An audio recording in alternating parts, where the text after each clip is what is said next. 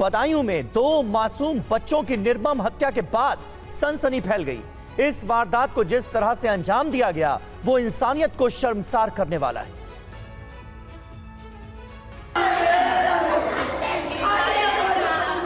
बदायूं 2 बच्चों की मौत से बदहवास है। मंडी चौकी से आधा किलोमीटर दूर बाबा कॉलोनी में रहने वाले ठेकेदार विनोद सिंह के 2 बच्चों आयुष और आहान की उस तरह से गला रेत कर हत्या कर दी गई। बताया जा रहा है कि आरोपी साजिद मंगलवार की शाम 4:30 बजे दुकान बंद करके आया। उसने पत्नी के प्रसव के बहाने 5,000 रुपए उधार मांगे। 5,000 रुपए दे देगा तो 5,000 रुपए दिए। फिर बोले अच्छा बेटा जब लाओ मैं चाय बनाती हूँ तुम बेटा बैठ जाओ। तो बोले 2 घंटे को मैं ऊपर बैठ जाऊँ, बैठ जाओ। तब तक आयुष को ले गया वो। बताया ये भी जा रहा है कि साजिद ने दोनों बालकों की गर्दन छुरे से काटी और उस तरह से सीने और पेट में भी ताबड़तोड़ प्रहार किए। छत पर बेटों का खून बहता रहा। इससे अनजान मां सुनीता पड़ोसी के सत्कार में चाय बना रही थी। कैसे कैसे काटे जे आया ऊपर से भाग अम्मा देखो तो क्या हुआ। इसकी मम्मी गई आए बे यहीं से लौटे आई। अरे जाना नहीं इसने मम्मी को बचा ली। तब भी वो कह रहा इधर आओ। और हत्या के बाद लोगों का गुस्सा भड़क गया। लोगों ने आगजनी की। घटना के बाद इलाके में अब भी तनाव।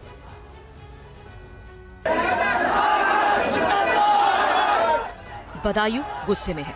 आयुष और आहान की हत्या के बाद लोगों का आरोपी साजिद और जावेद के खिलाफ गुस्सा भड़क गया। बवाल मचा। दोहरे हत्याकांड से आक्रोशित भीड़ सड़क पर उतर आई। साजिद के सैलून की दुकान पर तोड़फोड़ हुई। सड़क पर उतरी गुस्साई भीड़ ने कई बाइक में तोड़फोड़ की, आगजनी की। इलाके में तनाव फैला है। इसके बाद भारी संख्या में पैरामिलिट्री फोर्स ने हालात को संभाला। मासूम की हत्या के बाद पुलिस एक्शन में आई और घटना के महज 4 घंटे में रात करीब 10 बजे पुलिस ने आरोपी साजिद को एनकाउंटर में ढेर कर दिया। अभी तक जावेद फरार है, जिसको तलाश करने के लिए, पकड़ने के लिए पुलिस की कई टीमें लगातार आसपास के इलाके में दबिश भी दे रही हैं। जो साजिद की मां है उसने बताया कि दोनों भाई रोजाना पिछले कई साल से इस दुकान पर आते थे और वहां पर वो लोग काम करते थे। किसी से कोई झगड़ा नहीं था दोनों का। लेकिन आखिर साजिद की मां भी जानना चाहती है कि वो कौन सी वजह है कि आखिर साजिद ने इतना बड़ा कदम उठाया है। एक बड़ा खुलासा ये भी हो रहा है कि साजिद की पत्नी थी वो गर्भवती नहीं थी, ऐसा साजिद की मां नाजरीन ने कहा है। परिजनों के मुताबिक आहान और आयुष के तीसरे भाई पीयूष पर भी साजिद ने हमला किया था, लेकिन वो बच निकला। ये तस्वीरें हैं हंसते खेलते परिवार की, जिन्हें पेशे से नाई साजिद और जावेद ने उजाड़ दिया। परिजनों के मुताबिक आहान और आयुष को उनके ही घर की छत पर गला रेत कर निर्ममता से हत्या को अंजाम दिया गया। घर की दीवारों पर मासूम बच्चों के खून के निशान हैं। ये खून बर्बरता की गवाही दे रहे हैं। होली से पहले मासूम बच्चों के घर पर मातम पसरा है। परिजनों को यकीन नहीं हो रहा, घर आंगन में कल तक जिनकी हंसी गूंज रही थी वो अब इस दुनिया में नहीं है। हत्या की वारदात से अनजान आहान और आयुष का तीसरा भाई पीयूष उन्हें ढूंढते हुए छत पर पहुंचा, जहां उस पर भी हमला हुआ। लेकिन गनीमत रही कि वो उनके चंगुल से भाग निकला। मैंने देखा मेरे भाई उधर पड़े थे और उन्होंने मुझ पर भी हमला किया। फिर मैं बचकर उनके पैर में कांच लग गया, तभी मैं भाग आया नीचे। उनके पैर में कांच लग गया था? अच्छा, तुमको भी मारने की कोशिश की उन्होंने? हाँ। तुम छत पे पहुंच गए थे सीधा? अच्छा, तो क्या देखा तुमने छत पे? वहाँ क्या पड़ा हुआ था, क्या था? बहुत सारा खून पड़ा था और मेरे भाई पड़े थे।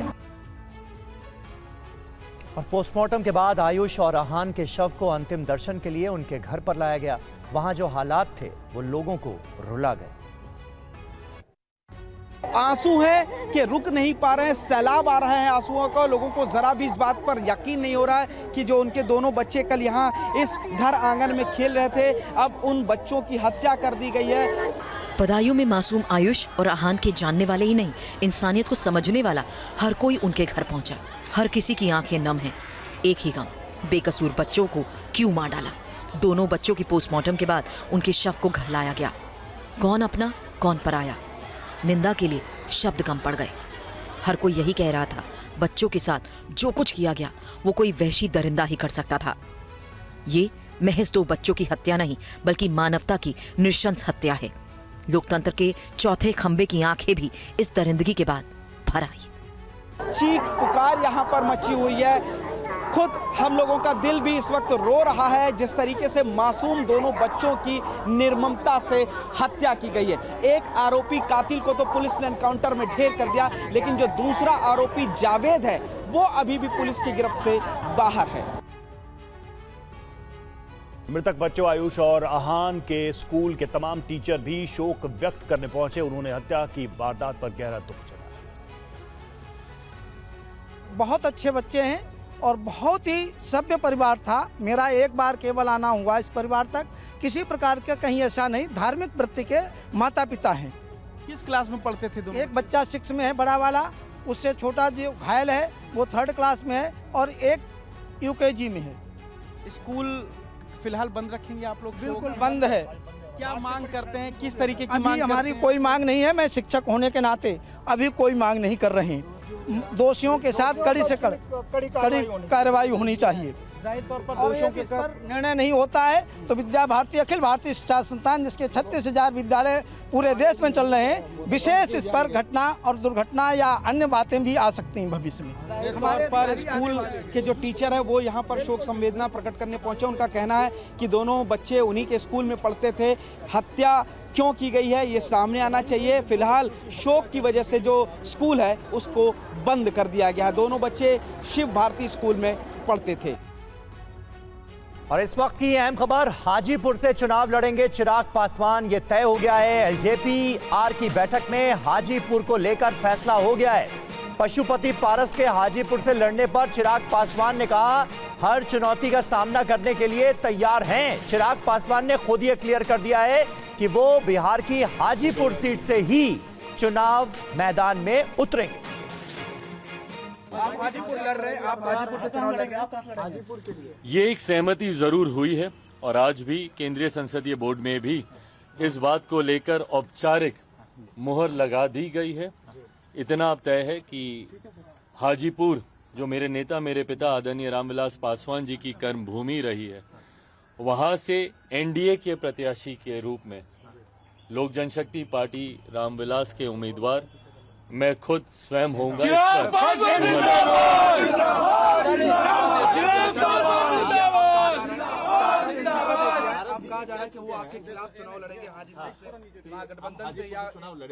भाई बिल्कुल स्वागत है। देखिए, मैंने हमेशा हर चुनौती का मैंने डट कर सामना किया। ना मैं किसी चुनौती से कभी घबराया, ना कठिन विपरीत परिस्थितियों में ना मैं कभी विचलित हुआ। ऐसे में इस चुनौती को भी मैं पूरी तरीके से स्वीकार करता हूं। ये फैसला अंत में चाचा जी को ही लेना है। हमेशा उन्होंने कहा है कि अपने राजनीति में अपने अंतिम सांस तक वो प्रधानमंत्री जी के साथ रहेंगे, NDA के साथ रहेंगे। ये वादे, ये दावे वे करते आए हैं। ऐसे में क्या प्रधानमंत्री जी के 400 सीटों को जीतने का जो लक्ष्य है, क्या उसमें वह स्वयं रोड़ा बनेंगे? ये फैसला उन्हीं को ही करना है। पर हर चुनौती के लिए मैं तैयार हूं, इसमें मुझे कहीं कोई कठिनाई नहीं। और इस बीच आपको एक और बड़ी खबर बताएं, पटना में अलग थलग पड़ गए हैं पशुपति पारस। प्रिंस पासवान ने चिराग पासवान से बात की है। प्रिंस ने चिराग को अपना अभिभावक बताया है। 4 सांसदों ने भी पशुपति पारस का साथ छोड़ दिया है। पार्टी दफ्तर में कुछ नेताओं के साथ पारस की बैठक। तो आपको बता दें कि पशुपति पारस, जिन्होंने NDA से अलग होने का फैसला किया, और अब पशुपति पारस अलग थलग पड़ते हुए नजर आ रहे हैं। खबर ये सामने आ रही कि प्रिंस पासवान ने चिराग पासवान से बात की है। प्रिंस पासवान ने चिराग को अपना अभिभावक बताया और साथ ही ये खबर कि 4 सांसदों ने भी पशुपति पारस का साथ छोड़ दिया है।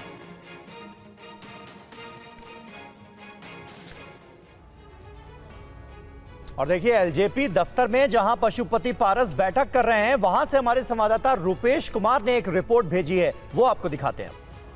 NDA में सीटों का बंटवारा हो चुका है। वहीं इंडी अलायंस में सीटों के बंटवारे के लिए आज दिल्ली में कांग्रेस अलायंस कमेटी के जो चेयरमैन हैं मुकुल वासनिक, उनके आवास पर एक बड़ी बैठक हो रही है, जिसमें बिहार में इंडी गठबंधन के अलायंस का क्या चेहरा होगा, सीट शेयरिंग को लेकर के एक फाइनल अंतिम रूप देने की कोशिश होगी। थोड़ा इंतजार किया जा सकता है कि क्या मुकेश सहनी या फिर पशुपति कुमार पारस इंडिया अलायंस में शामिल हो सकते हैं या फिर क्या संभावनाएं हैं। उन तमाम संभावनाओं को देखते हुए एक बैठक आज मुकुल वासनिक के आवास पर हो रही है और अंतिम रूप देने की कोशिश होगी। थोड़ा इंतजार किया जाएगा कि आरएलजेपी का क्या रुख होता है, क्या पशुपति कुमार पारस अपनी पार्टी का अलायंस करते हैं या फिर वो अकेले चुनाव लड़ने का निर्णय करते हैं। वहाँ भी बैठक हो रही है। अगर पटना में देखें तो पटना में भी यहाँ पर बैठक चल रही है। पशुपति कुमार पारस यहाँ मौजूद हैं, उनकी पार्टी के कई नेता यहाँ पर मौजूद हैं। लेकिन जब चाचा भतीजे के बीच टकराव शुरू हुआ, जब पार्टी का विभाजन हुआ, उस वक्त 5 सांसद थे पशुपति कुमार पारस के साथ और चिराग अलग थलग पड़ गए थे। लेकिन अगर आज आप देखें तो पशुपति कुमार पारस आज अकेले पड़े हुए हैं, अलग थलग। एक तरह से कह सकते हैं कि उनके साथ ना तो दिल्ली में प्रेस कॉन्फ्रेंस में सूरजभान सिंह या फिर चंदन सिंह,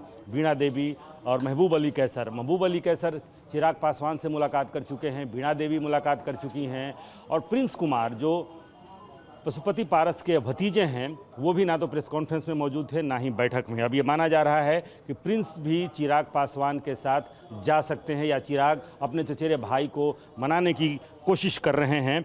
ऐसे में हालांकि क्या रणनीति होगी वो आज शाम तक खुलासा करने का दावा पशुपति कुमार पारस कर रहे हैं। अपनी पार्टी के नेताओं के साथ मंथन लगातार चल रहा है, लेकिन अभी कुछ भी कहने की स्थिति में नहीं है।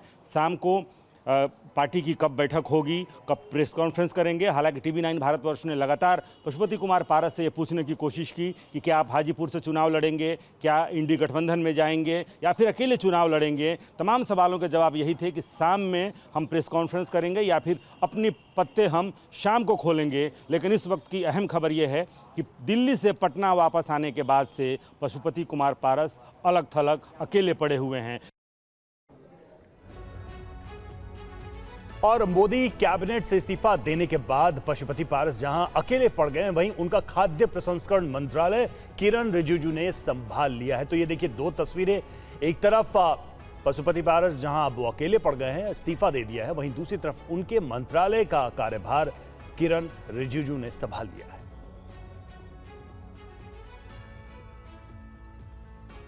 और वहीं सीट बंटवारे पर TV9 से उपेंद्र कुशवाहा ने क्या कहा यह आपको बताएं। हर दल ज्यादा शेयर चाहता है, उपेंद्र कुशवाहा की तरफ से कहा गया।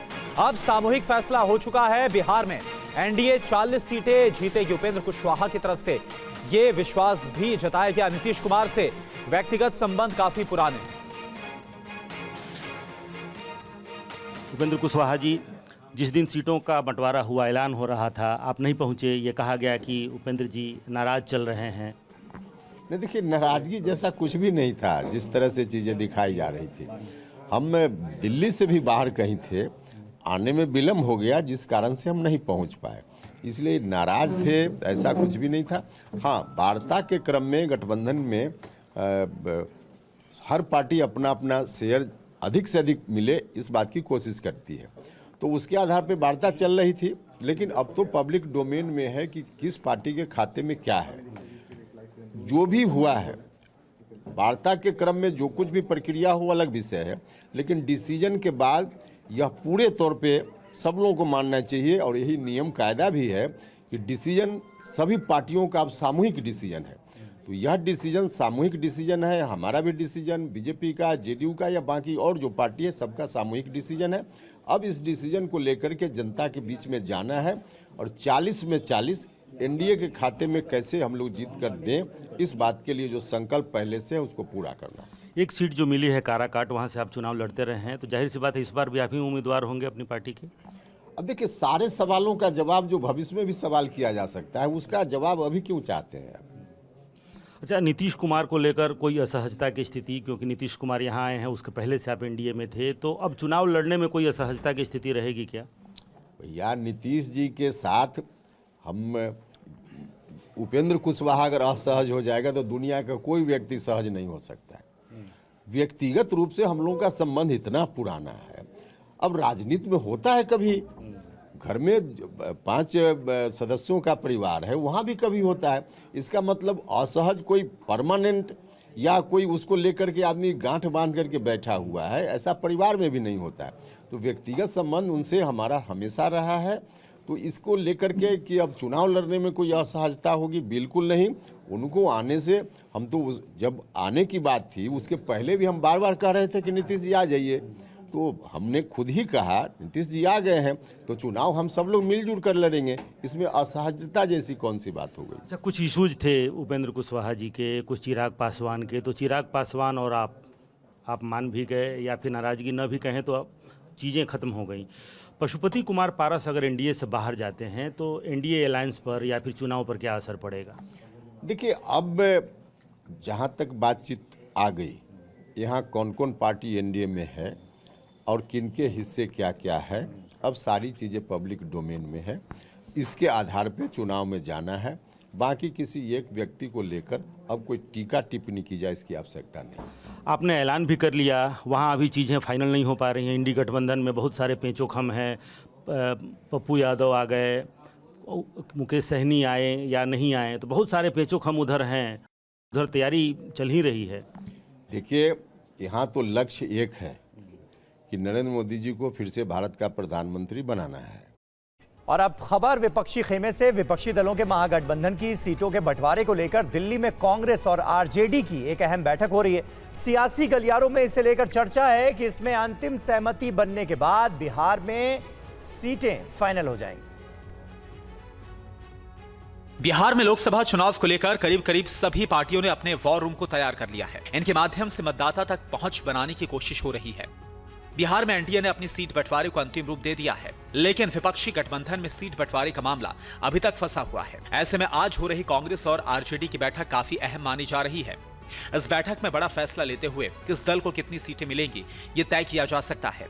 सोर्सेस की माने तो बिहार में कांग्रेस 11 से 12 सीट पर चुनाव लड़ने पर अड़ी है। वामपंथी दल 7 से 8 सीटों पर चुनाव लड़ने की बात कह रहे हैं, जबकि आरजेडी इनको इतनी सीट देने पर राजी नहीं है। यही वजह है कि मामला अभी तक नहीं सुलझ पाया है। वहीं पशुपति पारस एनडीए छोड़ चुके हैं। पारस विपक्षी गठबंधन का रुख करते हैं तो फिर बिहार में सियासी समीकरण बदल सकता है। ऐसे माना जा रहा है कि आज हो रही बैठक में इस मुद्दे पर भी मंथन किया जाएगा। दरअसल एनडीए में पशुपति पारस को तरजीह नहीं दी गई है। एलजेपी की सभी सीटें चिराग पासवान गुट को दी गई हैं, जिसके बाद पशुपति पारस ने मंत्री पद से इस्तीफा देते हुए एनडीए को छोड़कर बिहार में एक नया विकल्प तैयार कर दिया है। और सूत्रों से मिल रही खबर के मुताबिक कांग्रेस बिहार में 11 लोकसभा सीटों पर चुनाव लड़ना चाहती है। इनमें बेगूसराय, पूर्णिया और कटिहार जैसी लोकसभा सीटें शामिल हैं, जिसे लेकर पेंच फंसा हुआ है। बिहार में 3 सीटों को लेकर राष्ट्रीय जनता दल और कांग्रेस के बीच खींचतान लगातार जारी है। कांग्रेस कटिहार, पूर्णिया और बेगूसराय पर दावा कर रही है। महागठबंधन में खींचतान की वजह से कांग्रेस के 3 चेहरे बन रहे हैं। पहला कन्हैया कुमार और दूसरा तारिक अनवर और तीसरा पप्पू यादव। बेगूसराय लोकसभा सीट पर कांग्रेस जेएनयू छात्र संघ के पूर्व अध्यक्ष कन्हैया कुमार को चुनाव लड़ाना चाहती है। कन्हैया कुमार यहां से 2019 में भी सीपीआई के टिकट पर चुनाव लड़ चुके हैं। तब उन्हें बीजेपी के गिरिराज सिंह से मुंह की खानी पड़ी थी। उधर कटिहार लोकसभा सीट पर राष्ट्रीय जनता दल और कांग्रेस में खींचतान लगातार बनी हुई है। कांग्रेस यहां से पूर्व केंद्रीय मंत्री और आईसीसी के सदस्य तारिक अनवर को चुनाव लड़ाना चाहती है। राष्ट्रीय जनता दल भी कटिहार से अपने पूर्व राज्यसभा सांसद अहमद अशफाक करीम को चुनाव मैदान में उतारने की मूड में है। साथ ही पूर्णिया सीट को लेकर कांग्रेस और आरजेडी में बात नहीं बन रही है। कांग्रेस यहां से पप्पू यादव को मैदान में उतारना चाह रही है। सोर्सेस से खबर यह भी है कि आरजेडी कांग्रेस को जहां 7 सीटें देने के लिए तैयार है, वहीं कांग्रेस 11 सीटों की मांग कर रही है। बिहार में महागठबंधन में शामिल सहयोगी दलों के बीच सीटों को लेकर मंथन चल रहा है और आम सहमति हालांकि नहीं बन पाई है। इन सब के बीच बिहार में सियासी समीकरण बदलने की संभावनाएं काफी ज्यादा बढ़ गई। रिपोर्ट आप देखिए। बिहार की सियासत में इस तस्वीर से समीकरण बदल सकता है। कांग्रेस की मांग को आरजेडी सुप्रीमो लालू प्रसाद यादव मान सकते हैं। बिहार के पूर्णिया लोकसभा सीट से पप्पू यादव एक बार फिर से मैदान में उतर सकते हैं। कांग्रेस चाहती है कि पूर्णिया लोकसभा सीट उसे दी जाए, जहां से पप्पू यादव कांग्रेस के सिंबल पर चुनाव लड़े। दरअसल लोकसभा चुनाव का बिगुल बच गया है। पहले चरण के लिए आज से नामांकन प्रक्रिया शुरू हो गई है, लेकिन बिहार में अब तक महागठबंधन के उम्मीदवारों के नाम का ऐलान नहीं हो पाया। इसकी एक बड़ी वजह नए राजनीतिक समीकरण को माना जा रहा है। जन अधिकार पार्टी के अध्यक्ष पप्पू यादव भी लालू प्रसाद यादव और तेजस्वी यादव से उनके आवास पर मिलने पहुंचे। यहां पप्पू ने लालू और तेजस्वी से मुलाकात की और लंबी बातचीत भी हुई। कोसी, सीमांचल, मिथिलांचल में हम लोग मिल करके किसी भी कीमत पर बीजेपी को रोक सकते हैं।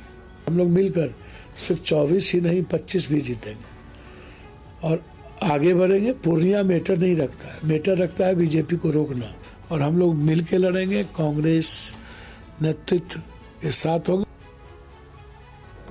और दिल्ली में स्टार्टअप महाकुंभ में बोले प्रधानमंत्री मोदी, विकसित भारत के रोड मैप पर हम कर रहे हैं काम।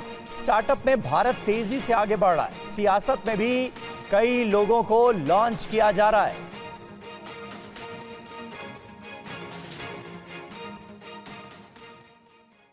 स्टार्टअप लॉन्च तो बहुत लोग करते हैं,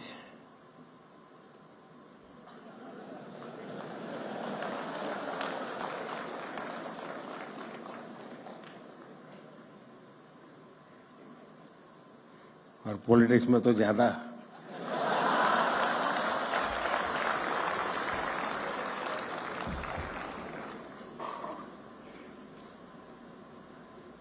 और बार बार लॉन्च करना पड़ता है।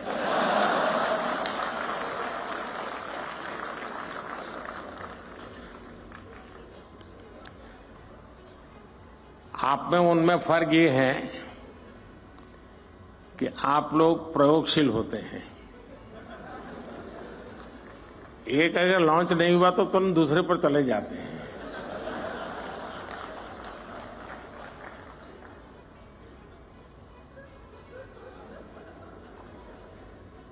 क्यों भाई, पीछे देर हो गई?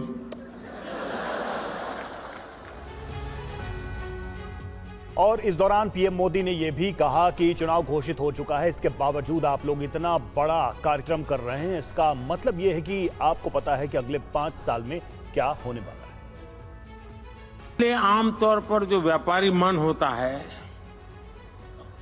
वो सोचता है यार अब चुनाव का वर्ष है, अभी रहने दो, एक बार चुनाव हो जाए, नई सरकार बनेगी तब देखेंगे। ऐसा ही होता है ना। लेकिन आप लोग, इलेक्शन डिक्लेयर हो चुका है, उसके बावजूद भी इतना बड़ा कार्यक्रम कर रहे हैं।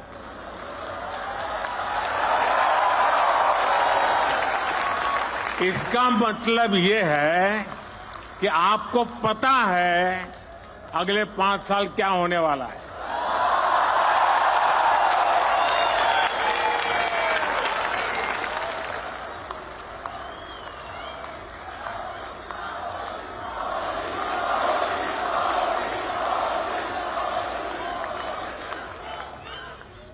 और मैं समझता हूं आपके अंदर ये जो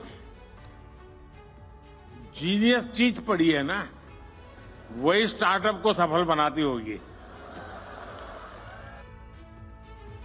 और चलिए अब बात करते हैं अरविंद केजरीवाल के। दिल्ली के सीएम अरविंद केजरीवाल ने हाईकोर्ट में ईडी के 9 समन के साथ साथ जल बोर्ड के 1 समन के विरोध में याचिका दी थी। सुनवाई के दौरान ईडी और केजरीवाल को अदालत ने क्या निर्देश दिया, रिपोर्ट आप देखिए। अरविंद केजरीवाल ने ईडी से मिल रहे समन को अवैध बताते हुए हाईकोर्ट में चुनौती दी थी। सुनवाई के दौरान ईडी ने केजरीवाल की याचिका का विरोध किया। केजरीवाल ने ईडी के 9 समन के अलावा दिल्ली जल बोर्ड से जुड़े 1 समन का भी विरोध किया था। दोनों पक्षों की दलीलें सुनने के बाद हाईकोर्ट ने कहा कि 2 हफ्ते में जवाब दे ईडी। केजरीवाल को भी राहत नहीं मिली है। ईडी के जवाब के 1 हफ्ते बाद केजरीवाल करें जवाब दाखिल। दिल्ली हाईकोर्ट 22 अप्रैल को करेगी अगली सुनवाई। सुनवाई के दौरान केजरीवाल के वकील ने पूछा कि ईडी बताए कि केजरीवाल को आबकारी मामले में आरोपी के तौर पर बुलाया जा रहा है या गवाह के तौर पर, जिसके जवाब में अदालत ने केजरीवाल से पूछा कि उन्हें ईडी के सामने पेश होने से क्या रोक रहा है। अदालत ने कहा कि ईडी पहली बार पेश होने पर किसी को गिरफ्तार नहीं करती। इस दौरान ईडी ने बताया कि इस मामले में अभी तक 15 लोगों को गिरफ्तार किया गया है और कुल 700 समन जारी किए जा चुके हैं। ईडी के मुताबिक इस मामले में अभी भी 10 से 12 लोग संदिग्ध हैं। और हाईकोर्ट ने इस मामले में आज दोनों पक्षों को क्या निर्देश दिए हैं, देखिए टीवी 9 भारतवर्ष संवाददाता जितेंद्र भाटी की यह रिपोर्ट। दिल्ली की आबकारी मामले में कथित घोटाले की जांच कर रही ईडी के समन को अरविंद केजरीवाल ने दिल्ली हाईकोर्ट में चुनौती दी, जिस पर बुधवार को जस्टिस सुरेश कैत की कोर्ट में सुनवाई हुई। हालांकि सुनवाई के दौरान अरविंद केजरीवाल को कोर्ट की तरफ से कोई भी फौरी राहत नहीं दी गई। अभिषेक मनु सिंह भी अरविंद केजरीवाल की तरफ से पेश हुए थे, तो वहीं ईडी की तरफ से एएसजी एसवी राजू पेश हुए थे। अरविंद केजरीवाल की तरफ से कोर्ट में कहा गया कि उनकी तरफ से तमाम जो समन है उनको चुनौती दी जाती है। साथ ही साथ क्या पीएमएलए की किसी सेक्शन में किसी राजनीतिक दल को भी पार्टी बनाया जा सकता है, इसको लेकर भी बात रखी गई। तो ऐसे में ईडी की तरफ से कहा गया कि कई बार उनको समन भेजे गए और पहला समन जो है वो 2 नवंबर को भेजा, लेकिन अरविंद केजरीवाल हर बार कोई एक्सक्यूज देकर के सुनवाई के लिए पेश नहीं हुए। तो इस पर कोर्ट ने पूछा कि अरविंद केजरीवाल आखिर ईडी के सामने पेश क्यों नहीं हो रहे। इसका जवाब अभिषेक मनु सिंघवी ने देते हुए कहा कि उन्होंने हर समन का बाकायदा जवाब दिया है और साथ ही साथ में ईडी से ये भी पूछना चाहा है कि उन्हें किस हैसियत से जांच एजेंसी बुलाना चाहती है। यूपी में सीएम योगी आदित्यनाथ से अपर्णा यादव की मुलाकात के बाद कयास लग रहे हैं कि बीजेपी उन्हें मैनपुरी सीट से उतार सकती है। इस पर डिंपल यादव का बयान सामने आया है। क्या है पूरा मामला, देखिए इस रिपोर्ट। लोकसभा चुनाव के बीच मुलायम सिंह यादव की छोटी बहू और बीजेपी नेता अपर्णा यादव ने सीएम योगी आदित्यनाथ से मुलाकात की, जिसके बाद उनके मैनपुरी लोकसभा सीट से चुनाव लड़ने के कयास तेज हो गए हैं। इस पर समाजवादी पार्टी की सांसद और अखिलेश यादव की पत्नी डिंपल यादव का भी बयान सामने आया। डिंपल यादव इन दिनों मैनपुरी में चुनाव प्रचार कर रही हैं। इसी दौरान जब डिंपल से बीजेपी नेता अपर्णा यादव की सीएम योगी आदित्यनाथ से मुलाकात को लेकर सवाल हुआ तो डिंपल यादव ने कहा कि कोई आए, चुनाव बहुत अच्छा होगा। आपकी देवरानी की चर्चा है कि यहाँ से उतर रही है चुनाव मैदान भाजपा से, इस पे क्या कहेंगे? मैं कहना चाहूँगी कि नेताजी की कर्मभूमि रही है मैनपुरी और जितने भी लोग हैं वो नेताजी के प्रति विशेष समर्पित हैं और नेताजी का उनके साथ बहुत ही भावनात्मक रिश्ता रहा है और परिवार की तरह उन्होंने माना है। और मैनपुरी भी हमेशा से पूरी समाजवादी जो हमारा परिवार है पूरे परिवार की तरह ही रहते हैं। तो बहुत अच्छा चुनाव होगा चाहे कोई भी आए। तो राहुल गांधी जी और आदरणीय प्रधानमंत्री के बीच की बात है तो मैं किस पे कमेंट करूँ। अच्छा, आप क्या कांग्रेस राहुल और प्रियंका गांधी को यूपी से चुनाव नहीं लड़ाना चाहती है? ये सवाल इसलिए उठा है क्योंकि समाजवादी पार्टी से समझौता होने के बाद भी पार्टी अभी तक उम्मीदवार तय नहीं कर पाई। यूपी में बीजेपी को रोकने के लिए कांग्रेस और समाजवादी पार्टी ने हाथ मिलाया। यूपी में कांग्रेस 17 सीटों पर चुनाव लड़ेगी, लेकिन अमेठी और रायबरेली सहित बाकी सीटों पर भी उम्मीदवार की तस्वीर साफ नहीं हो पाई। पार्टी में लगातार मंथन हो रहा है। गांधी परिवार यूपी से चुनाव लड़ेगा या नहीं, इस पर भी संशय बरकरार है। अमेठी और रायबरेली गांधी परिवार की पारंपरिक सीटें हैं। ऐसे में सवाल ये उठ रहा है कि क्या राहुल और प्रियंका यूपी से चुनाव लड़ेंगे? कांग्रेस नेता इसको लेकर कोई जवाब नहीं दे रहे। अमेठी के कार्यकर्ता राहुल गांधी को वीडियो संदेश भेज रहे हैं। राहुल से अपील की जा रही है कि वो अमेठी से चुनाव लड़े। प्रियंका पर भी चुनाव लड़ने का दबाव है। इसको लेकर गांधी परिवार असमंजस में है। कांग्रेस केंद्रीय चुनाव समिति की कई बार बैठक हो चुकी है, लेकिन यूपी को लेकर कोई चर्चा नहीं हुई। कार्यकर्ताओं को फिलहाल यही कहकर उनकी बात को टाला जा रहा है कि अभी फाइनल कुछ नहीं हुआ। और महाराष्ट्र में महाविकास अघाड़ी के बीच सीट शेयरिंग का फॉर्मूला तय हो चुका है। आज कल में मुंबई में इसका औपचारिक ऐलान भी हो सकता है। हालांकि वंचित बहुजन अघाड़ी एमवीए में बनी रहेगी या नहीं, इसको लेकर अभी कुछ भी साफ नहीं। महाराष्ट्र में महाविकास अघाड़ी में शामिल उद्धव ठाकरे की पार्टी सीट बंटवारे से पहले ही कुछ सीटों पर उम्मीदवारों के नामों का ऐलान कर चुकी है। कई दौर की बैठकों के बाद कांग्रेस शरद पवार और उद्धव ठाकरे की पार्टी प्रकाश अंबेडकर की वंचित बहुजन अघाड़ी को मना नहीं पाई। महाविकास अघाड़ी के 4 सीटों का प्रस्ताव प्रकाश अंबेडकर को नहीं भाया। अब वंचित अघाड़ी 7 सीटों की मांग कर रही है। सूत्रों के मुताबिक महाविकास अघाड़ी ने जो फॉर्मूला तय किया है उसमें उद्धव ठाकरे की शिवसेना को 23, कांग्रेस को 15 और शरद पवार की एनसीपी को 6 सीटें और वंचित बहुजन अघाड़ी को 4 सीटें दी जाएंगी। अगर वीवीए साथ नहीं आती है तो ये 4 सीटें कांग्रेस को मिलेंगी। ऐसे हालात में उद्धव गुट को 23, कांग्रेस को 19 और शरद पवार गुट को 6 सीटें मिलेंगी। महाराष्ट्र का क्या डिसाइड ही है। महाराष्ट्र कल शाम तक हो जाएगी। कल स्क्रीनिंग शाम को है सीएससी और सीएससी के बाद में डिक्लेयर हो जाएगी। हम बैठने वाले हैं और उसमें औपचारिक सीटों का घोषणा करेंगे। नाराज प्रकाश अंबेडकर को शिंदे गुट की शिवसेना ने एनडीए में आने का भी न्योता दे दिया है।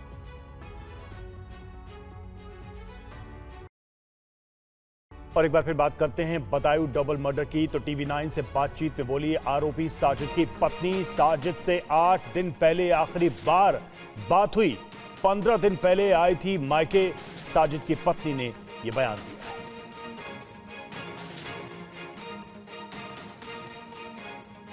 बदायूं में आयुष और आहान नाम के 2 छोटे बच्चों की हत्या कर दी थी। आरोप साजिद पर था और इस वक्त हम साजिद की पत्नी सना के घर पर मौजूद हैं। सना इस वक्त ददमई गांव में रह रही हैं, ये इनका मायका है।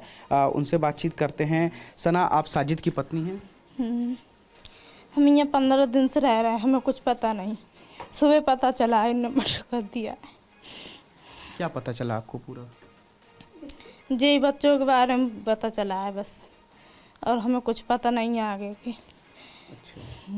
तो आप 15 दिन पहले आई थी, क्यों आई थी? कोई बात हुई थी या ऐसे ही? ना कोई बात नहीं थी। अच्छा। हाँ, उनने खुद ही भेजा था। अच्छा। हाँ। तो और कोई बात थी नहीं थी। क्या कह के भेजा था यहाँ? जब छोड़ जाते अपने आप से। अच्छा। हाँ, जो कि रहा 15-20 दिन, फिर हम आ जाएंगे। अच्छा। तो सुबह आपको पता लगा कि साजिद ने दोनों बच्चों की हत्या की है? हाँ, सुबह पता चला है। अच्छा। कैसे पता चला आपको? कैसे पता चला, जैसे तुम्हारे सबके मुँह सुनी है थी, और कैसे मुँह। अच्छा। हाँ। तो क्यों मारा, कहीं कुछ आपको इस बात की जानकारी है? हमें नहीं पता, ये बात की हमें नहीं पता है। पुलिस के मुताबिक जो एफआईआर दर्ज हुई है उसमें कहा गया है कि साजिद ने जा कर के बच्चों की मम्मी से कहा था कि उनकी पत्नी यानी आप गर्भवती हैं और उनको बच्चा होने वाला। तो क्या आप गर्भवती हैं? ना। और बिहार की राजनीति से जुड़ी हुई खबर है। आरजेडी संसदीय बोर्ड की बैठक में फैसला। आरजेडी के सभी फैसले लालू यादव लेंगे। लालू यादव सभी फैसले लेने के लिए अधिकृत हैं। आरजेडी की तरफ से यह फैसला किया गया।